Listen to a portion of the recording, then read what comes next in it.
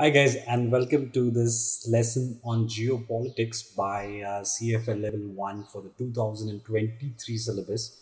And this is one of the new readings out of the three extra readings which have been introduced as a part of the new curriculum for the CFA 2023 exams.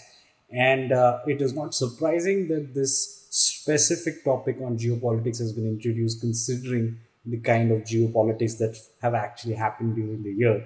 So the four learning outcomes that have been recommended out here is first describing the geopolitics from a cooperation versus competitive perspective. Now, this is basically nothing but taking you through what geopolitics is at an overall level, right?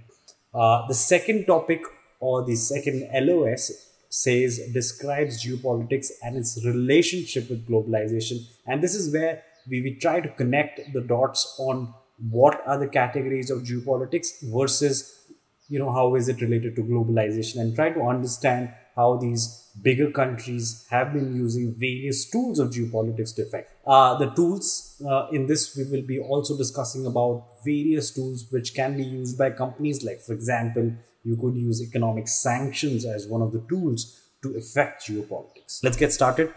Enough of jibber jabber, and let's get into first understanding what is geopolitics. Okay, so at a definition level, of course, it says that it's the study of trade relation agreements and policies, right?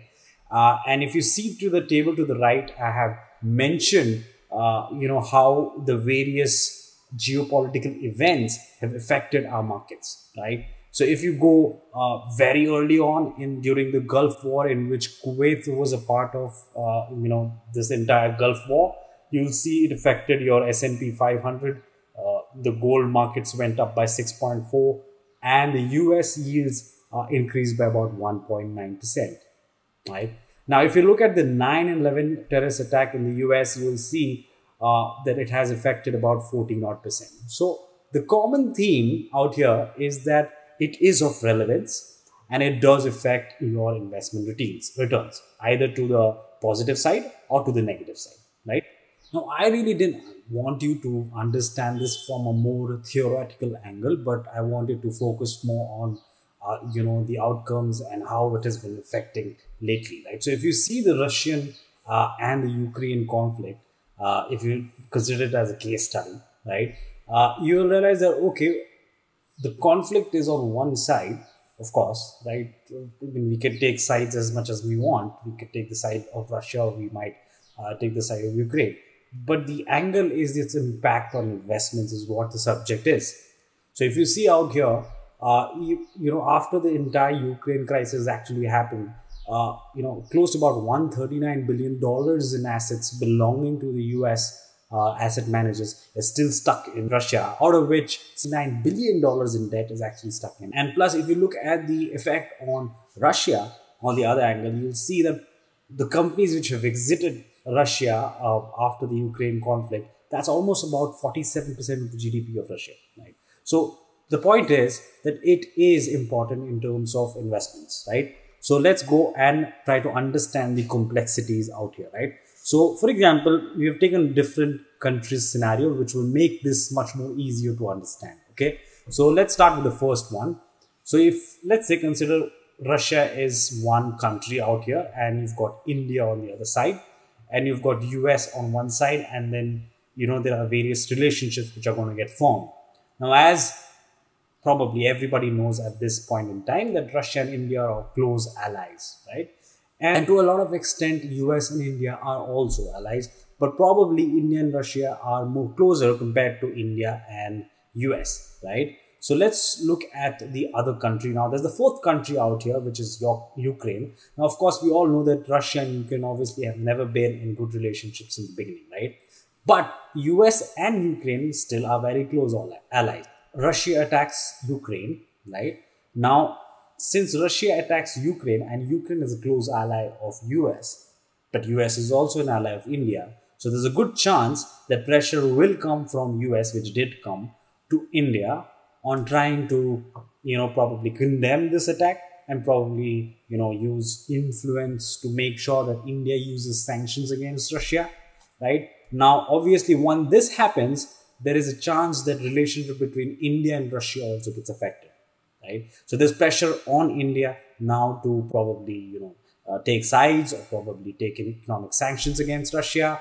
And in the same way, Russia is also in a little difficult situation with India because India is also a ally of US, right? It's just like a simple relationship that you might have between three friends. What does India think in this section, right? Because now it is stuck between Russia and US. So it does not really just happen on the basis of emotions, but it actually happens more in terms of the economic and the financial impact, right? So probably if India was trying to weigh on its options, it has to understand the fact that, it has oil imports from Russia. An important fertilizer used in agriculture is an NPK fertilizer, which is the prime reason why US actually had such high inflations. Then you've got multiple deals, defense deals with Russia, and plus Russia is an important ally in terms of putting pressure against China, which is a communist country. And the result of this is what we actually saw is that India took a very mild stance against Russia, and at the same time it was condemning what was actually happening against Ukraine, right? So that's how the complexities of relationships actually work in terms of geopolitics, and it's pretty interesting to note how that actually affects investments at the end, right? But this is a disclaimer. This is just an example that we're using, and it's not for the purpose of showing any opinion or trying to justify anything that Russia is doing or what India is doing, right? It's just an example to understand, because live examples are more understandable than hypothetical and old. Now, let's try to understand what do we mean by political cooperation, right? So there is cooperation or there is non-cooperation, right? So if you have non-cooperation, then there is restricted movements, restricted trade, rules are arbitrary and inconsistent at the same time. On the other hand, if you have cooperation, then there's tech exchange because there's trust in between the countries, right? There's free movement, there's harmonization of tariffs, so there is no weird duty charges which are charged against the movement of exports and imports, and the rules are pretty standard. So what are the motivations for cooperation, right? Now, people do not just cooperate for no reason, right? So there is obviously an interest of national security, probably military interests. For example, South Korea and the US. So South Korea is pretty low in terms of military power. So it tries to have this cooperation with US so that in return, South Korea gets the military protection from US, right? India and Russia, Russia wants to sell oil, India wants to import oil, and the major motivation for India would be the supply of defense. Israel is the technology head, and US gets to use these advanced technologies, or probably transfer of technology happens very freely in terms of US and Israel, right? So that's the national security motivation behind the cooperation angle. Then you've got economic interest, which is pretty obvious. Countries like Singapore, who have multilateral deals with a lot of companies, they've been very open to globalization. You might have, cooperations for resources. For example, Saudi Arabia versus US. US is very interested because it imports a lot of oil from Saudi Arabia, and that affects their decision making in terms of the cooperation, right? And now what that does is it, breeds standardization in terms of regulation, process, and operation. Now let's try to understand the non-state factors of globalization. When we're talking about globalization, then the effect of globalizations can be found through state factors, like we spoke about politics and countries and policies. But at the same time, you can also have non-state factors which affect globalization, which means apart from the government and its intention of in terms of military cooperation, companies like, for example, iPhone, right? Now, if you look at iPhone, the components which gets provided for it to get developed come from various countries, right? So you will have some parts coming from Europe, you might have some components coming from Japan, you might have some components coming from the United States itself, you might have some chips coming in from Taiwan, right? So a lot of business dependency gets affected in globalization. And the interesting part is, if you look from 1970 onwards, look at global trade as a percentage of GDP. It's fantastic, right? And you can actually go to the World Bank website and try to see how globalization has happened in terms of a map, and you'll see how things have changed and how interdependent things are at the moment of our progress in the future, right? So those are the non-state factors, because these factors can affect more. For example, iPhone trying to create manufacturing units in China, right, also has effects on US, because jobs in the US will be lost, right? Uh, at the same way, if iPhone manufacturing happens in China and the quality of development or the safeguards or the environmental factors are different in terms of the production in China, that will also affect globalization in terms of carbon emissions, quality of workplace, all other factors gets affected, right? Now, let's try to understand globalization's motivations. Okay. So, one is every company wants to increase profit. So, for example, Apple has not gone out of their mind trying to create their manufacturing units in China, because the idea was to either increase profits or increase sales or reduce cost, right? You could also see this effect in terms of all of the IT companies trying to move their operations in terms of the coding requirement, in terms of the manpower required to create these programs and these softwares to be shifted to India, which made India as the preferred destination in terms of the knowledge process industry, right? Now, motivations other than that is also access to resources. For example, if you look at the Syrian crisis, which we will be discussing at the end, when the Syrian crisis happened and 6 million Syrians were out as refugees, Germany came ahead and said that, okay, we're going to take at least 1 million of those into our country. Now, that was obviously not supported by the neighboring countries, fearing resources and infrastructure. But if you see over the years, between 2015 and now, you will see how much Germany has actually benefited in terms of the newer aged population, and plus, trying to balance the demographies, because Germany has, an aging population, as you might be knowing. So this young 1.1 million population actually helped in balancing out their demographies, right? So that's how. So resources are not just physical, brick and mortar kind of resources or oil, but it can also be human resources for your country, right?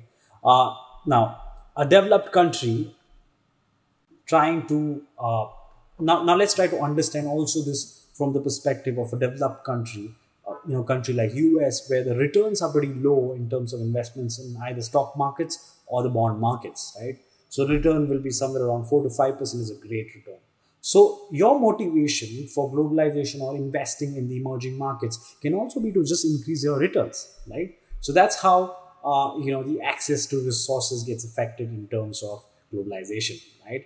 Third is intrinsic gain. Like, for example, the relationship between US and Israel. For nothing else, at least you get the technological gain over time by trying to associate together, right? Now, what are the threats for globalization, right?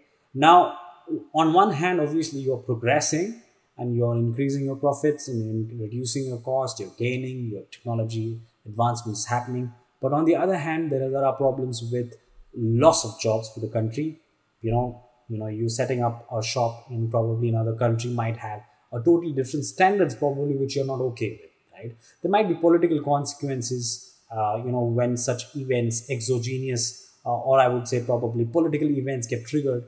It might affect your business as well. And then it's too much interdependent. That means, for example, if there are some issues with Taiwan, which is happening on one hand, it might affect you as a company in terms of the supply.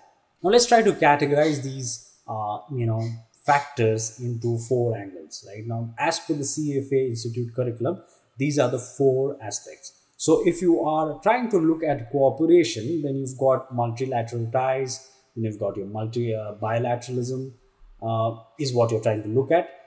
If you're looking at non-cooperation and you're trying to be very nationalist in terms of your policies, then you can be called as an autarky, right?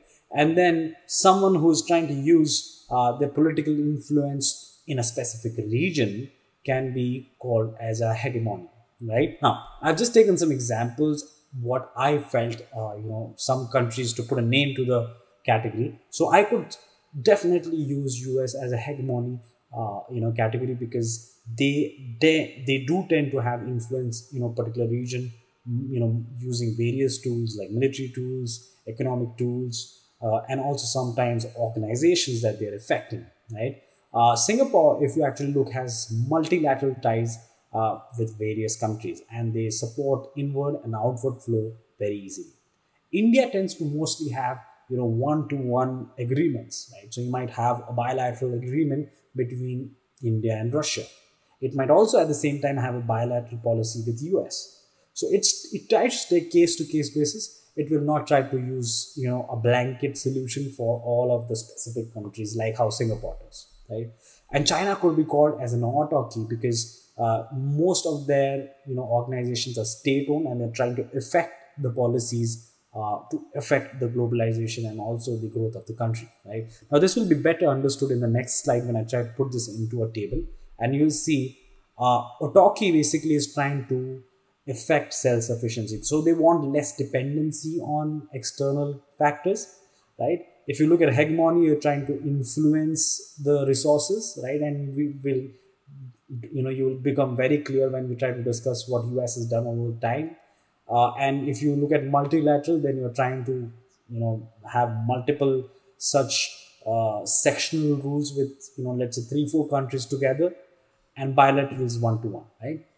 Now, a very peculiar feature of an autarky is most of them are state controlled, and that is what you will see in China, right? In hegemony, mostly are private, except key commodities which can be, in terms of the national security, it might be very sensitive, right? Multilateral, like Singapore, mostly is private, and bilateral is mixed of private and state owned, right? Now, the benefits, obviously, in the shorter term is that you've got the guarantee of swifter economic development, because if you see China, before probably 50 years, a lot of poverty, and all of that was affected and was reduced by trying to follow the autarky approach, right? So they had lesser dependency, they played around with their currency, and at least it benefited their own population, right? Now, hegemony is obviously a little more stable in terms of their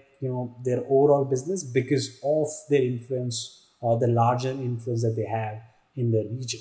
Multilateral, if you see Singapore specifically, having a multiple beneficial trade policies will obviously affect the growth. Countries like Estonia would also fall under the multilateral section, right? Then you have bilateral, in which you are specifically targeting a specific agenda with each policy that you're trying to affect, right? Now, in terms of autarky, it can also be pretty counterproductive if the political system is not stable, okay? So there are also examples of country in which the leaders probably have not been in the spirit of the development of the country, rather than they were trying to affect their own personal wealth, right? So stability drops with dropping influence. So if, let's say, we assume that US or the United States is a hegemony kind of a country, and if their influence starts dropping as China starts increasing, then probably there will be a lot of fluctuations in their stability in the country, right? Multilateral issues can be more political. So, this will stand true as long as your relationship with these countries are good, right? And as soon as these relationships go out of the way, or maybe your president or your political party changes, again, you are in the same boat as probably a hegemony, right? Now, if you look at bilateral, the only problem with bilateral is, although it is between, autarky and multilateral, the only issue is that it's pretty time consuming, because you're trying to, fix each and every issue one by one. You're trying to create a newer policy with every agenda that you're trying to affect. And that obviously takes time. And that's the reason probably, China has been pretty faster in terms of their economic development versus probably India, which more or less tries to follow up a bilateral policy, right? And if you compare, obviously, the standard of life probably in Singapore in terms of obviously the public infrastructure, they're way ahead than India, and that is what we have to accept. Okay, now let's try to understand the geopolitical tools, and this we will try to understand more through case studies. You can obviously refer to the curriculum to get the detailed explanation, but I would like to explain you this more through examples and case studies and history, right? So if you look at 4 aspects, right? Now, if you are trying to cooperate, then you will obviously have multilateral trade agreements. You know, have unions, you have common markets like EU, European Union, right? If you're having, bilateral agreements, then you might have trading blocks. NATO is an example of a bilateral agreement, right? If you are trying to not cooperate, right, then you will try to probably nationalize your export. You will have restrictions on foreign investments. You will have economic sanctions. You will have export subsidies, right? So you're basically trying to encourage self-sufficiency.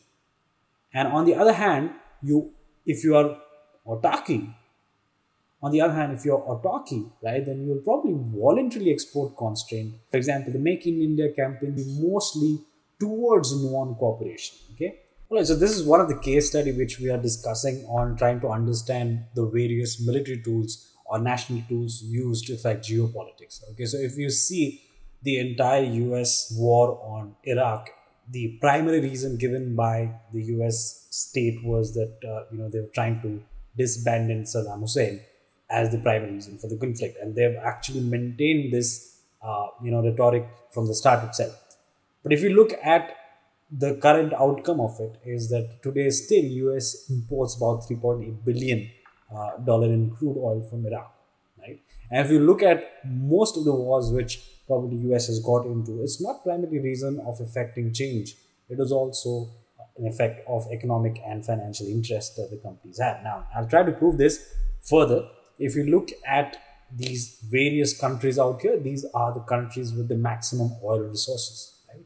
And if you try to assess how US has been affecting its influence with all of these countries, it will become pretty evident at the end. So if you look at in March 2022, as you might be aware, that Venezuela had a lot of sanctions which were done from US since about 15 years on account of drug supplies. But if you look at post-COVID, what has the US done? In March 22, their officials have demanded supply of at least a portion of oil exports to the United States. Now that wouldn't really happen if US did not have that interest of oil imports. But that is what exactly happened. Right? US imports about $1.2 billion in oil minerals from Kuwait. Right? At the same time, you will also see US also imports $1.5 billion in oil from Libya. Whereas in the history, if you actually see, they had an armed conflict with the ISIL, and because of this, that's how they actually got into armed conflict with Libya at the first place. And it's no secret that US and Saudi Arabia have been long-standing partners. At a human rights level, obviously wouldn't have made sense, but at the financial and economic sense, it did. And that is the reason why, Saudi and US still have the relationship. In fact, just post-COVID and, during the Ukraine and the US crisis, you will see how US was actually trying to pressurize the current prince to increase the production of oil from Saudi in order to actually undercut Russia's oil imports. Right? So that's how you use national interest. And now this is where we are trying to understand in terms of the Syrian crisis, which is actually a case study which is given in the CFA curriculum. And we're just trying to understand what Germany did in this response. So if you see in 2011, post the violent government crackdown on public demonstration in Syria resulted in civil war. And out of this, what happened is 6.6 million Syrians actually fled the country. Germany announced that it would admit almost 1.1 million refugees. Okay. Now, this was not supported by the neighboring countries, by the way. Okay. However, you will see that this has actually benefited them in the longer run labor costs, trying to reduce the labor costs. And also, it has tried to get some balance in the demography. Whereas, if you are aware of this, Germany has an aging population, right? Now, the types of geopolitical risk for events in terms of investments can be categorized firstly as event risk, right? So in terms of elections, new legislations which can be passed, for example, UK trying to exit the European Union, everybody was expecting a no vote, that probably people will vote against moving out of European Union. However, what actually happened was exactly opposite. Now that is what is called as an event risk. And if you see 10-year government bonds on the first day itself went down by 21%. In 30 days, it was down 42, and in 1 year, it was still down 25%. And on the day of the exit, if you see on the day of the vote, the markets went down pretty high, right? Almost about a 15% drop from their levels. So that's how it is event risk. Right? Then you've got your exogenous risk, which probably you don't really have any, you know, and then you've got exogenous risk in which probably you don't really have any control. For example, in 2011, Japan had an earthquake, a severe earthquake, which caused a nuclear accident. Right? But and the result of that was the equities, and the result of that was that equities declined by almost 20% from March to November. So the effect was felt across the entire year. Then you've got the other kinds of risks, which are thematic risks, which are related to specific problems like cyber attacks. Now, if you might remember, there was a data breach with a company called as Equifax in 2017, right, in which probably about 147 million people's data, private data, was actually leaked to the public, right? And Equifax stock fell by 37% and followed by about 34.9% in a week after that. Okay, so how do you assess geopolitical risk? Of course, how do you predict, right? So you're trying to, as a portfolio management, you're trying to understand the likelihood of it first. Second is you're trying to understand the velocity of it. How fast is it going to really affect? And finally, you're trying to measure the impact if it actually happens. So first is likelihood. That means you're trying to find some probability, which is actually very difficult to predict, events risk or probably exogenous risk. You can't really predict. In fact, when people predicted that people would actually stay back with the European Union, that actually didn't happen, right? So predictions can go a little wrong, but however, you can actually prepare on the fact that if it actually happens, whether it will happen fast, right? Will it happen medium, or will it happen slow, right? So the velocity can actually be measured. For example, in terms of cyber attack, in terms of a cyber attack, you can actually say that the velocity of the impact is pretty fast, but again, the impact will be short term, right? So the size and impact can also be understood in terms of short term, medium term, and long term, right?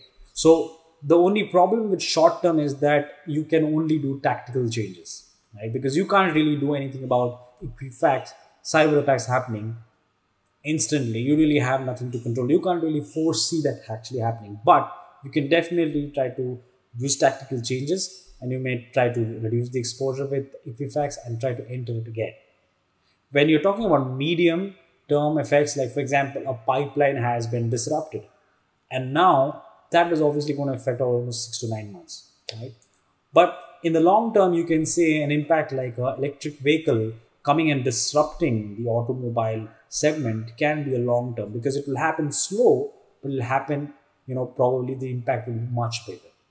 So as portfolio managers, the only control that you have is trying to assess the velocity and the impact, and on the basis of that, you can try to decide your asset allocation. Okay, so this is how the categorization actually happens: the short term, the medium term, and the long term. And we'll try to see what actually can be done. So in the short term, of course, you can't do anything. Like a black swan events, like COVID happens suddenly, nobody can predict it, right? So all you can do is just tactical changes. The medium term effects, you can, it impairs process over time. The example that I just took in terms of pipeline being affected, now that is something which is going to take about 6 to 9 companies, right? And that's going to affect specific companies, right? Supposing oil companies that you're talking about. And long term can be multifaceted impacts. So the idea is, for example, COVID, right? Now, COVID, although it's in terms of the event, it's pretty sudden, nobody can predict, right? It would fall under the category of a pandemic, right? But the multifaceted impacts that has actually happened is on technology, on how people actually work, right? On wages. A lot of these gets affected. And same is with carbon emission and EV. The effects are long term, but the impact is bigger. You could categorize the assessing in terms of scenario analysis. How likely is the event, which probably is a little more difficult to do, because it's very difficult, to predict any of the future outcomes. But what you could do is try to assess in terms of the worst and the best outcome, or the medium outcome that can be expected. Now, signposts are basically, indicators that you're trying to create. For example, in the March 2015 of the Brexit, the phone poll suggested that most of the people are going to vote yes in terms of exiting the European Union. So a lot of portfolio managers, smart portfolio managers, try to reduce the exposure and probably make tactical changes. So that's the example of a signpost. That's the max that a person can actually do in terms of reducing the impact of geopolitical risks. And that brings us to the end of this new interesting lesson on geopolitics. I hope the lecture was interesting. I hope you understood the concepts. Please get back to me if you have any questions.